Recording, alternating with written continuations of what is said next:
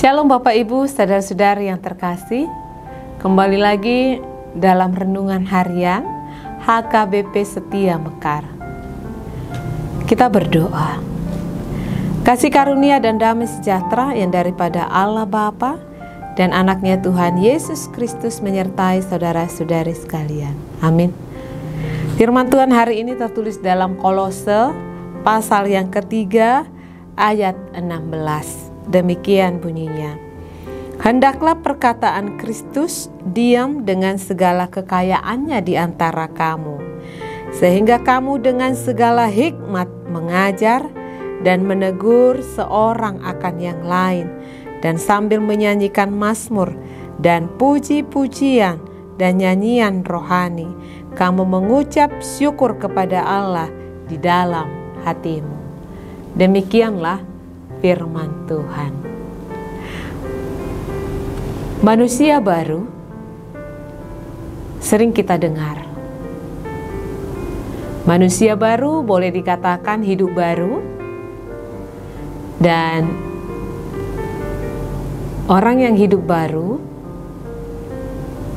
dampak dari orang yang sudah dibaptis di dalam nama Allah Bapa, Anak, dan Roh Kudus. Dan inilah orang-orang pilihan Allah yang sudah dikuduskan dan dikasihi oleh Allah. Seperti apakah kehidupan manusia baru itu yang selalu dibaharui setiap hari? Kalau ayat 16 ini katakan, hendaklah perkataan Kristus diam dengan segala kekayaannya di antara kamu. Begitu pentingkah perkataan Kristus itu diam di dalam kehidupan kita? Kalau dikatakan penting sekali, karena perkataan Kristus itulah yang menuntun kita untuk melakukan apa yang Tuhan kehendaki. Apa jadinya Bapak Ibu, saudara-saudari yang terkasih, jikalau seorang ayah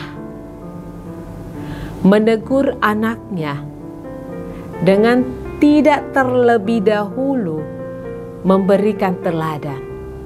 Bisa kemungkinan anak tersebut tidak melakukannya.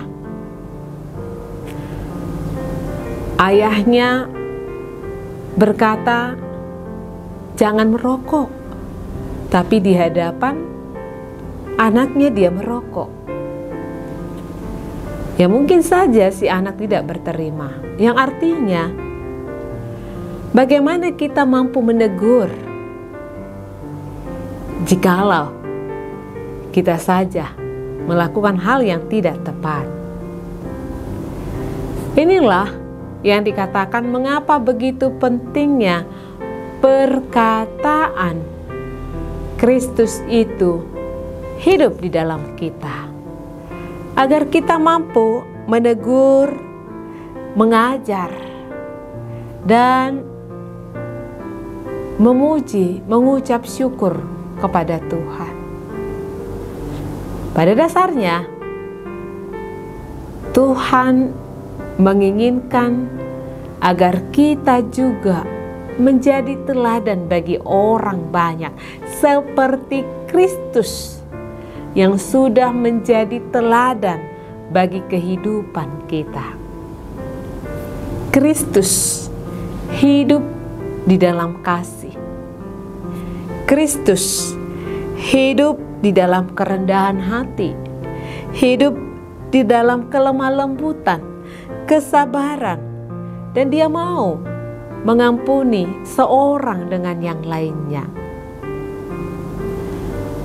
Apakah perkataan Kristus itu sudah ada dalam kehidupan kita?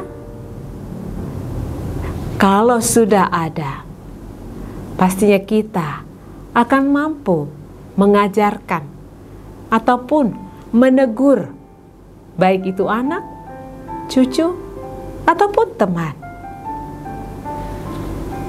Itulah pentingnya mengapa kita harus hidup di dalam perkataan Kristus.